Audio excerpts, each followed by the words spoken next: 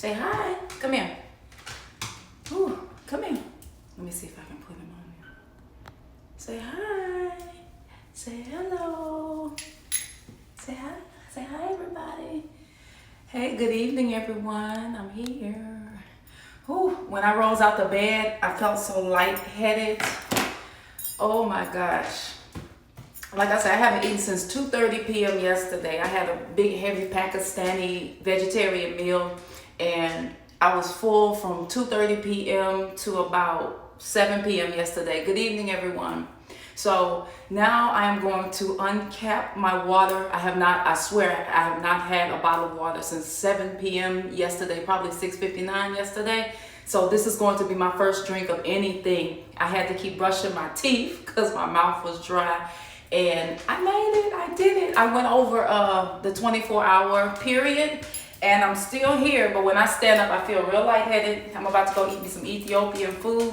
So after you finish a fast like this, where you have had no food and water for 24 hours, you will find that your stomach contracts. It feels smaller, so you won't be able to eat as much. So you will have to rebuild your appetite. So I'm opening my water now.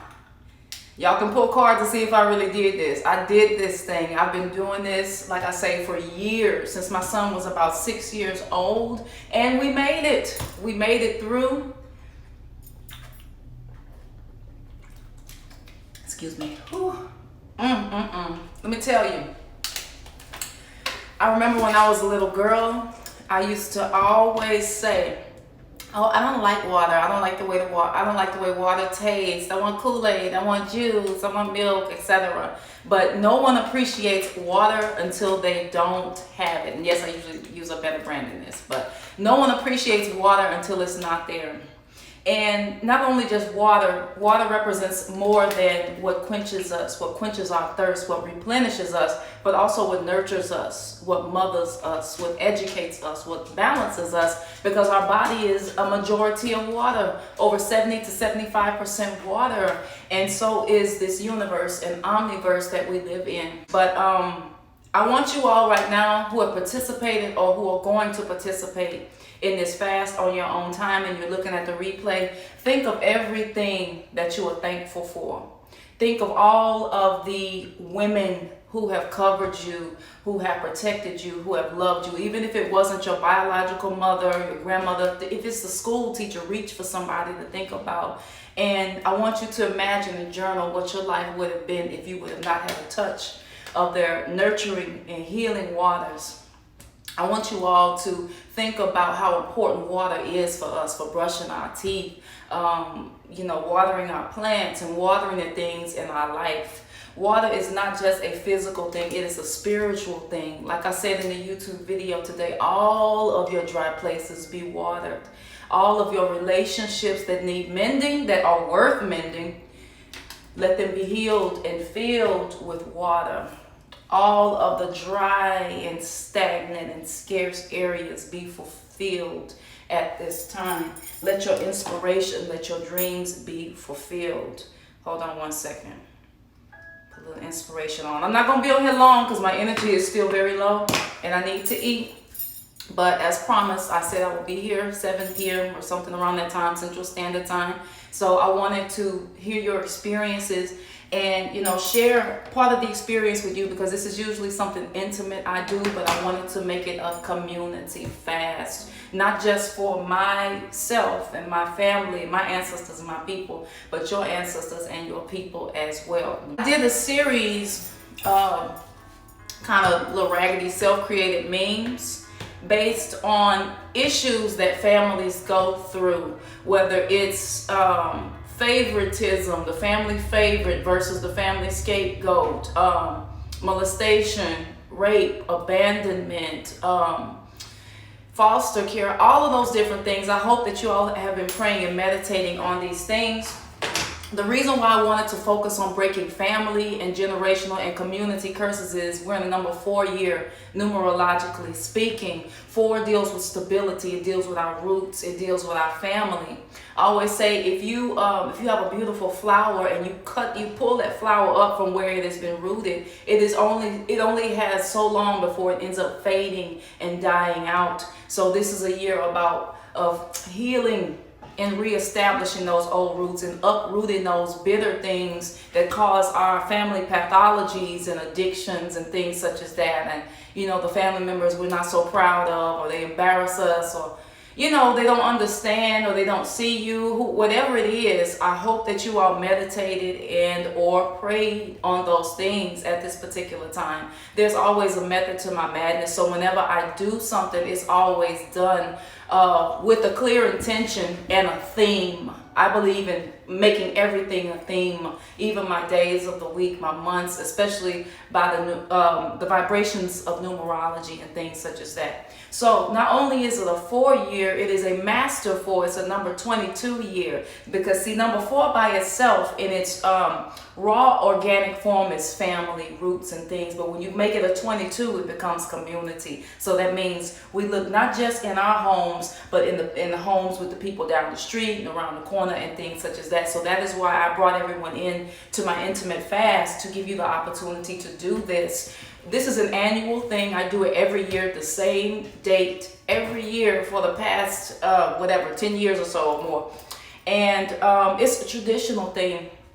I encourage you all to put your own spin on it. Maybe you don't want to go without the food and water. Maybe you want to do a 1 meal a day or intermittent fasting. But I digress. Maybe you want to set a date each year where either you and or your friends and family can do it. But I always advise you want to make sure that you are off work when you do this. And you want to be in an environment where you won't be tempted by the smells of food or people ridiculing you like, what are you doing? You're doing weird stuff. You want to be in a sacred space where you have peace of mind and you won't be interrupted, and you can focus on spirit and everything that you are seeking to manifest, everything that you are seeking from Creator. We're never disconnected from that Creator. You don't need an altar to do that. Your body is the altar, because you are made of earth, air, fire, and water. You don't always need an intermediary just to do your basic connections. In Ifa, we call it Ori work, we call it ancestor reverence, and you don't need an initiation to do those things. You don't need somebody wagging their finger at you to do those things. These are things that anyone can do. Even people who don't know about Orisha cosmology or African cosmology, they can do these simple and effective things. Like I was telling someone yesterday, if we get a cold and we're coughing, we'll do our own home remedies. We'll do herbs, or may take an over-the-counter medication. But when it's something to where what we've done has not worked, then we seek the experts in outside medication. So this type of work that can be done for yourself, fasting, no matter what you believe, your prayers, manifestation, affirmations, these are things you can do over the counter. You don't need an intermediary to do these things for you. This is something where you can trust yourself and follow yourself and do lots and lots of journaling, video journaling, and things such as that. Everyone's not a meditator. I'm not really one of these Om type of meditation type of people. I'm more of an old school prayer type of person, and I tend to think on the things. And I also, not only do I just sit still, I lay down most of the time during this fast, but I allow the messages to come to me. That's where the memes were created this afternoon, where I posted on Instagram. It's just a download, because you're clear. I've said in some of my older videos, sometimes to get full, you have to get empty. So we emptied ourselves for the last 24 hours. We emptied ourselves out, and we turned our cups right side up, and we opened our palms and said, Spirit, I'm ready to receive whatever it is that you have for me for this next chapter and next phase of my life. So let's see. The first meme says, you are not obligated to deal with any family that abused you, molested you, abandoned you, but you are obligated to seek self-healing and healing the root cause in your bloodline. Remember, if they stay stuck, you stay stuck karmically. And my explanation for that was, no matter how successful and savvy you become in life, we often have to stay consciously aware not to become the very thing we despised in our family members. Have you ever heard your friends or other people say, oh my God, I'm acting like my mom, or I'm acting like my grandma, I'm acting like my dad, and it's not necessarily a compliment the way they are saying it. So a lot of times the very things that we that have made us uncomfortable or offended us, or that we have judged about family, we have to often be careful that either we don't end up acting like that with our children in a different form or fashion, or that we don't treat other people like that in our relationships, because often our connections to our mother or father or lack thereof, it tends to play out in our karmic relationships romantically and in our friendships, and it just ends up becoming like a never-ending cycle or a hamster wheel that we can get stuck on until we recognize the symptoms and start noting it and being self-aware. We have to be self-aware of the things that we enable and the things that we tend to avoid talking about, the things we sweep under the rug, avoiding confrontation. But yet the confrontation is within you and it eats at your peace, which can turn into disease in your body, which will be a sad, unfortunate thing. Seeking your healing and your catharsis is extremely important. And I always say it's like a muscle. It has to be worked at over and over again. It just doesn't happen overnight. Community and family healing from this fast, it won't happen overnight. Like I said, I've been working at this for a long time, for years. I haven't missed a year doing this, no matter what was going on in my life, good or bad. I have kept this promise to myself thus far. So it always has to be worked at. Be patient. The symptoms may not be that everything just gets perfect out the blue all of a sudden. It may take lifetimes, and maybe that person you used to argue with, or maybe you stop arguing and maybe you don't talk for a while, but something's gonna shift if you are focused on it, if you are honoring your ancestors and you are doing the healing work on yourself. Please recognize and realize that everything that goes on in families, the spiritual world can only do so much for our material bodies. Sometimes it will take for you to seek a therapist who can relate to what you've gone through, a psychologist, a mental health specialist. The problem is you want to find one that's not going to just sit there and take notes and then don't tell you anything and you leave as empty as you come. So if there's someone you need to talk to or that your family needs to talk to, please reach for those people and don't be ashamed or shy. You don't have to put people in your business, but find someone professional or an elder that you can talk to that won't look down on you and won't judge you or your particular family members, because what is concealed cannot be healed. Moving on to the next meme.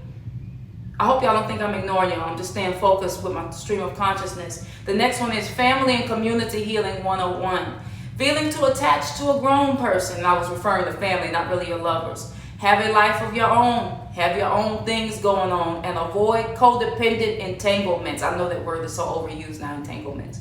But anything twisted and tangled becomes uncomfortable and leads to feeling stuck, impatient, and resentful. Have you ever tried to play Twister? It gets really awkward when everything becomes all tangled up. And that's what happens when we over-attach ourselves to outcomes and situations based on our ego and us playing God in people's lives. Like I said in a previous post, what they don't learn from you, their Saturn placements will teach them, because your Saturn placements are not their Saturn placements. So they may learn their lessons and hit their head, bump their head a different way than you. So do your best not to judge that no matter what. Even if it's your adult children,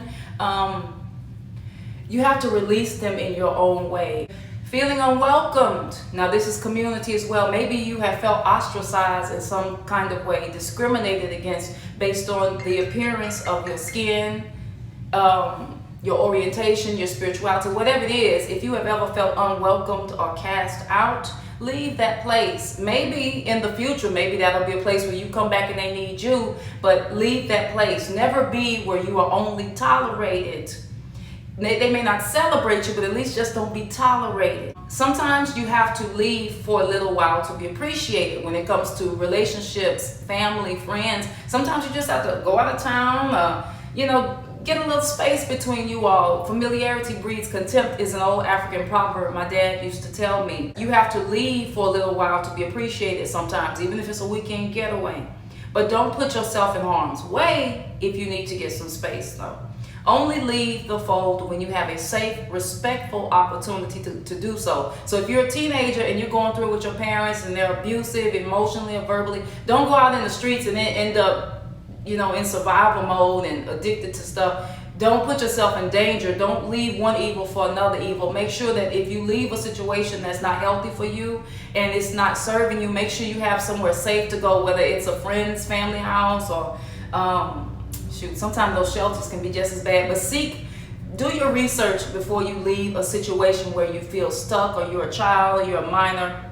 and you don't have anywhere to go or anyone to talk to and you're feeling judged, just be patient. Teenage years do not last always, trust me, I know. And be patient with your process. And if you have children, make sure you work to become a better parent. Or if you don't have children, a better mentor, a better teacher, a better friend than what you experience. My whole thing that I do is always based on giving people what I wish somebody would have given me. So that has been my inspiration for doing all of this, especially sharing this fast with you all, because I know it's effective and it works. I could have sat there and put a meme about the benefits of fasting and things such as that, but you all probably know that already. I'm not going to insult your intelligence. It's easily, you can Google it, the benefits, health benefits, but I can tell you about the spiritual benefits and what it can do to break certain things. When I share this particular exercise, negative spirits can come against me for assisting to help you all. But once again, the catch is it's a matter of helping yourself. I'm just presenting you with some tactics that have worked for me, and I know that they work. It's not a gimmick. That's why they charge for this, or do a workshop or some private, because the community needs healing. It's more than just marketing or spiritual business. This was something that needed to be done, and even if you didn't do it with us, doing it on your own is a very effective strategy to begin the process, the lifelong process of healing family issues and pathologies and soul and karmic ties and things such as that keep you bound. Because I always say, even if you manifest money, even if you manifest your favorite house and success, it doesn't mean it's going to fill that void within you that's based on family pain and family trauma, etc., etc. Someone is enabling you to mind their business, but they don't take your advice and make decisions, get out of their way. They are caught in a karmic cycle of their own creation. The explanation for that is they'll be okay.